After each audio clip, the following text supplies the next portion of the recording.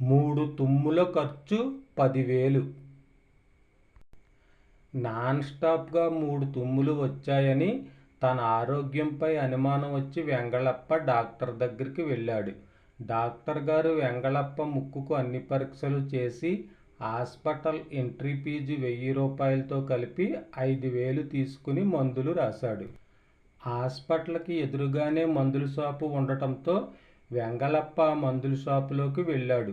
మందులిచ్చి షాపువాడు 5,000 bill చేతిలో పెట్టాడు. వెంగళప్పకి doubt వచ్చి మందుల బిల్లును 1కి 10 సార్లు అక్కడే కూడుకున్నాడు. ఎన్నిసార్లు కూడినా మందులకు 2,000 మాత్రమే అవుతుంది.